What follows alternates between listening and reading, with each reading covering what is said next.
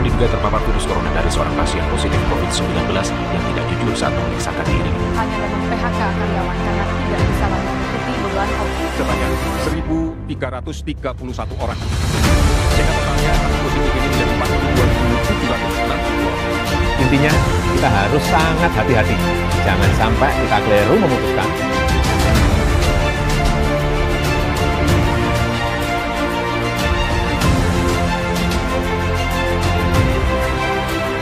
Pemerintah Indonesia telah mempersiapkan prosedur new normal atau kenormalan baru selama pandemi virus corona.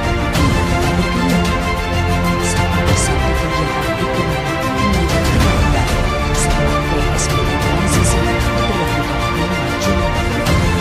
Secara bertahap, tempat ibadah, kantor, tempat wisata, dan pusat perbelanjaan kembali dibuka. Sebelumnya, PSBB dijadwalkan berakhir sejak 10 April.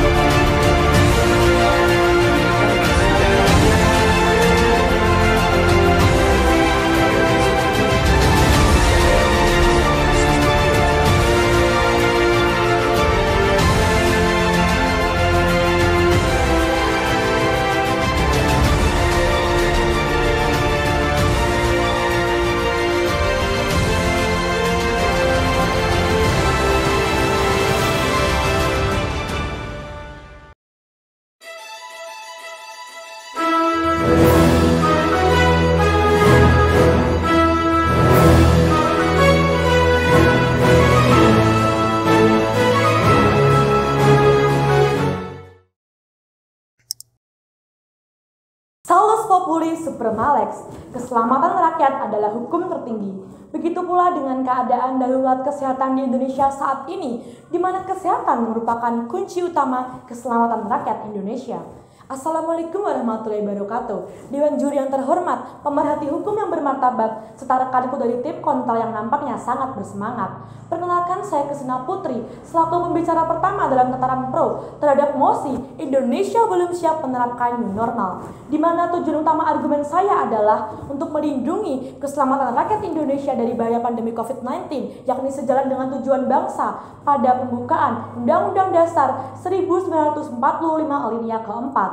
Pun di samping itu, kesehatan masyarakat akan semakin terancam ketika penerapan new normal justru dilakukan. Hal ini terbukti dengan data dari Kementerian Kesehatan bahwa terjadi peningkatan angka kasus saat pelonggaran justru diterapkan.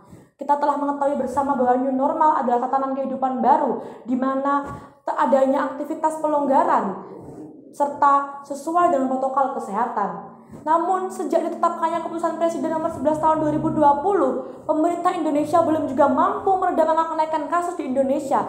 Tentu saja, ini bukan hal yang mudah. Oleh karena itu, dibutuhkan pengoptimalan kebijakan dan tindakan, termasuk pengoptimalan kebijakan pembatasan sosial berskala besar di Indonesia. Adapun yang menjadi judul utama argumen saya adalah ketidaksiapan Indonesia dari berbagai aspek merupakan faktor utama tidak dapat diterapkannya new normal di Indonesia saat ini.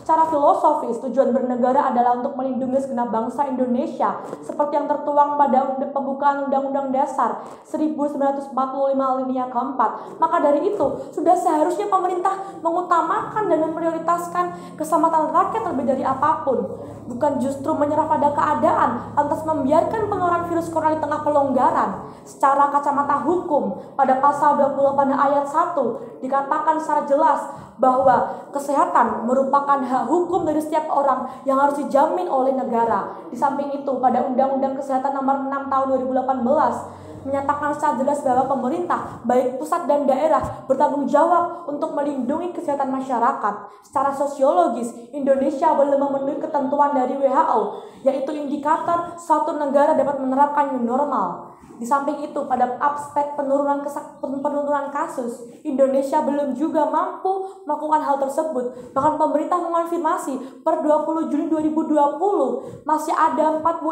lebih kasus di Indonesia. Ikatan Dokter Indonesia dan Kementerian Kesehatan mengakui dan menyatakan bahwa Indonesia masih sangat terbatas dalam hal pertahanan kesehatan. Di samping itu, adanya hasil survei nasional dari tim panel ilmu sosial menyatakan rendahnya kesadaran publik publik hanya ada pada persentase 36% dari total responden yang ada. Di samping itu juga kita meninjau dari sisi kebijakan, sampai saat ini belum ada regulasi yang mengatur penanganan COVID-19 di Indonesia. Tapi sebaliknya, pemerintah justru mengutamakan sektor ekonomi dibanding kesehatan. Pemerintah harusnya menyadari bahwa permasalahan ekonomi saat ini bersumber pada permasalahan kesehatan masyarakat yang tak kunjung diselesaikan. Di samping itu, Indonesia harus melihat kegagalan dari negara lain dalam menerapkan new normal karena negara lain memaksakan penerapan new normal pada kondisi yang tidak tepat. Salah satunya adalah Iran, Pakistan, Meksiko, Korea Selatan, India, dan Swedia.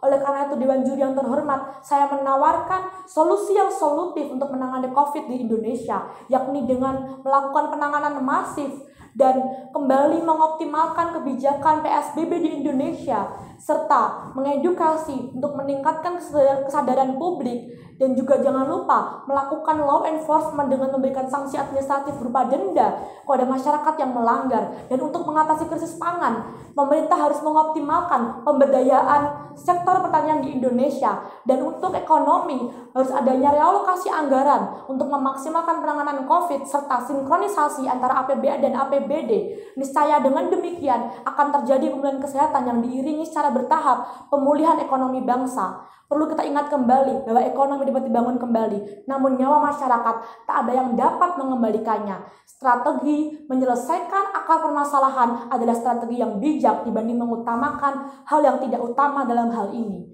Oleh karena itu, hingga saat ini saya tetap berada pada posisi sangat menyetujui adanya mosi perdebatan kali ini, yaitu Indonesia belum siap untuk menerapkan new normal. Wassalamualaikum warahmatullahi wabarakatuh.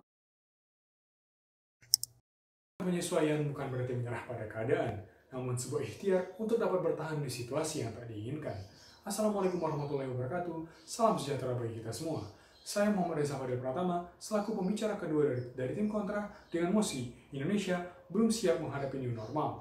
Pandemi COVID-19 yang melanda seluruh belahan dunia, khususnya Indonesia, telah menimbulkan implikasi yang besar atas sektor kehidupan. Tak hanya soal kesehatan, sektor ekonomi, sosial, politik pemerintahan, pendidikan, dan berbagai sektor lainnya pun juga ikut terdampak. WHO pun menyatakan bahwasanya virus ini tidak serta-merta hilang begitu saja. Maka, manusia harus menyesuaikan diri dan hidup berdampingan dengannya. Oleh karena itu, kebijakan new normal ini hadir untuk menjamin keberlangsungan kehidupan masyarakat ke depannya di tengah pandemi COVID-19. Apabila hal ini tidak kita lakukan, justru ini akan mengancam kehidupan dan penghidupan masyarakat yang menimbulkan bencana sosial ekonomi, sehingga hal ini akan memperburuk keadaan. Hal ini dilandasi oleh dua landasan. Yang pertama, secara filosofis, sesuai dengan cita-cita bangsa Indonesia, yakni memajukan kesejahteraan umum. Pandemi COVID-19 telah mengancam kesejahteraan masyarakat Indonesia, sehingga telah menjadi kewajiban negara untuk mewujudkan kesejahteraan tersebut agar taraf kehidupan masyarakat tetap terjaga. Dan juga secara yuridis, pasal 28A Undang-Undang Dasar 1945 menyatakan bahwasanya setiap orang berhak untuk hidup serta berhak mempertahankan hidup dan kehidupannya. Kebijakan ini dihadirkan agar masyarakat mampu mempertahankan hidup dan kehidupannya di tengah situasi sulit pandemi COVID-19, yang tata aturan pelaksanaannya telah diatur dalam Keputusan Menkes Nomor 328 Tahun 2020. Masuk ke argumentasi kami Dewan Juri Terhormat, mengapa kami tidak menyetujui mosi kita pada hari ini? Yang pertama, sudah ada daerah di Indonesia yang tergolong zona hijau dan pelaksanaan kebijakan protokoler kesehatan. Penerapan new normal memiliki beberapa indikatornya, seperti tidak ada ataupun terkendalinya kasus COVID-19 di suatu wilayah dan penerapan protokoler kesehatan. Data dari gugus tugas penanganan COVID-19 Indonesia menunjukkan 92 daerah di 23 provinsi Indonesia telah termasuk kategori zona hijau. Artinya, telah ada penurunan ataupun pengendalian kasus COVID-19 di wilayah tersebut. Dan juga, kebijakan protokoler kesehatan tetap dilakukan. Oleh karena itu, kekhawatiran yang disampaikan oleh pembicara dari tim pro tadi mampu kita jawab dengan baik Dewan Juri Terhormat. Karena kebijakan new normal ini memiliki beberapa indikator yang juga memperhatikan aspek-aspek kesehatan dan keselamatan masyarakat Indonesia. Kebijakan new normal ini pun juga memiliki fase-fase yang selalu dievaluasi untuk menjamin keamanan masyarakat agar terhindar dari penyebaran wabah virus corona. Dan yang kedua, kebijakan new normal ini perlu dilakukan untuk menunjang keberlanjutan kehidupan masyarakat. Kesehatan adalah salah satu indikator penunjang keberlanjutan kehidupan masyarakat. Namun, ia bukanlah satu-satunya. Masih banyak aspek-aspek lainnya yang harus kita perhatikan. yang apabila tidak kita perhatikan justru akan memperburuk keadaan kita sendiri. Kita dapat berkaca melalui berbagai hal. Menteri Koordinator Pembangunan Manusia dan Kebudayaan, Bapak Muhadjir Effendi, menyatakan proyeksi angka kemiskinan akibat pandemi COVID-19 berkisar 10 hingga 12%, naik daripada tahun sebelumnya. Dan juga data dari Kementerian Tenaga Kerja yang menunjukkan 3,05 juta tenaga kerja di Indonesia yang terdampak COVID-19, bahkan diperkirakan meningkat hingga 5,23 juta orang. Apabila kita tidak memperhatikan aspek-aspek tersebut, ini akan mengancam taraf hidup masyarakat dan memperburuk keadaan masyarakat kita sendiri, sehingga ini akan mengancam keberlanjutan kehidupan masyarakat. Oleh karena itu, kebijakan new normal merupakan jalan tengah bagi kita untuk memulihkan aspek kehidupan lainnya dengan tetap menerapkan protokol kesehatan. Maka, masuk ke solusi kami Dewan Juri Terhormat. Yang pertama, pembentukan produk hukum dan pemberian sanksi administratif bagi para pelanggar kebijakan new normal, sehingga kebijakan new normal ini dapat diatur dengan jelas sebagai bentuk perwujudan penegakan hukum yang baik atau law enforcement. Dan yang kedua, pemberian stimulus ekonomi untuk meningkatkan roda perekonomian, khususnya pada UMKM yang merupakan sektor yang paling terdampak akibat pandemi COVID-19. Dan juga penyediaan sarana penunjang untuk pelaksanaan protokol kesehatan. Serta pelaksanaan kebijakan new normal dengan tata aturan yang telah diatur melalui keputusan Menkes nomor 38 tahun 2020. Oleh karena itu, kebijakan new normal ini harus kita berlakukan untuk dapat menjamin pemulihan aspek-aspek kehidupan lainnya, namun dengan tetap memperhatikan aspek kesehatan. Perkenalkan, saya Aldi Rizky Khordin selaku pembicara ketiga akan membawakan kesimpulan dan alur perdebatan pada mosi debat kali ini. Lex semper David remedium, hukum selalu memberi obat, bukan sebaliknya, yakni memberikan ketidakselamatan kepada warga masyarakat yang mendapatkan dampak hukum tersebut. New normal sebagai wacana baru yang berkembang menjadi suatu permasalahan tersendiri dalam penanganan wabah COVID-19 di seluruh dunia. Indonesia sebagai negara 30 besar dengan tingkat positif corona tertinggi perlu mempertanyakan diri, apakah harus menerapkan new normal atau tetap mengetatkan peraturan PSBB sebagai solusi penanganan wabah COVID-19 di Indonesia. Argumentasi telah dipaparkan baik dari pihak pro maupun pihak kontra. Pihak pro sendiri mengagung-agungkan argumentasinya berdasarkan fakta, yakni belum efektifnya kebijakan PSBB yang diterapkan oleh pemerintah Indonesia untuk menangani wabah COVID-19 di Indonesia. Selain itu, peraturan-peraturan yang ada pun belum jelas memberikan sanksi yang tegas kepada para pelanggar PSBB. Oleh karenanya, pihak pro bertujuan menggaungkan argumentasinya demi keselamatan rakyat Indonesia. Pada aspek kebijakan, pihak pro menggaungkan untuk mengetatkan PSBB dengan adanya law enforcement, yakni memberikan sanksi administratif berupa denda. Pada aspek ekonomi, perlu adanya realokasi anggaran untuk pemaksimalan penanganan wabah COVID-19. Selain itu, adanya sinkronisasi antara APBN dan APBD sangat diperlukan. Argumentasi ketidaksiapan Indonesia dalam menerapkan new normal kemudian disanggah oleh pihak kontra. Pihak kontra memaparkan bahwa new normal penting dilakukan untuk menunjang kehidupan masyarakat Indonesia yang nyata-nyatanya seluruh aspeknya terkena dampak wabah COVID-19. Pada akhirnya, apabila new normal tidak dilaksanakan di Indonesia, justru akan menimbulkan bencana sosial ekonomi yang lebih parah lagi.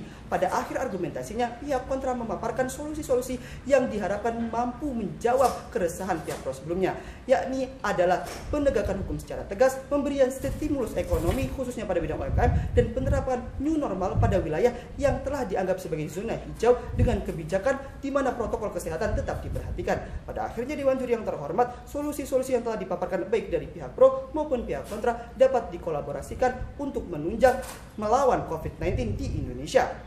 Penanganan COVID-19 di Indonesia dapat dilakukan dengan kolaborasi, yakni baik pihak pro maupun pihak kontra sama-sama menitik beratkan solusinya pada penegakan hukum secara tegas dengan memberikan sanksi administratif sebagai solusi yang solutif untuk menangani wabah COVID-19 di Indonesia. Menumbuhkan kesadaran masyarakat terhadap protokol kesehatan pun perlu segera dilakukan. Selain itu, pada aspek ekonomi perlu adanya strategi khusus yang dibentuk oleh pemerintah demi menjamin keberlangsungan hidup masyarakat Indonesia meskipun dalam keadaan pandemi. Adanya efisiensi anggaran perlu terus digaungkan direalisasikan oleh pemerintah Indonesia dengan secara tegas dan secara secepat-cepatnya. Demikianlah Dewan Juri yang terhormat. Sekian dan terima kasih. terima kasih.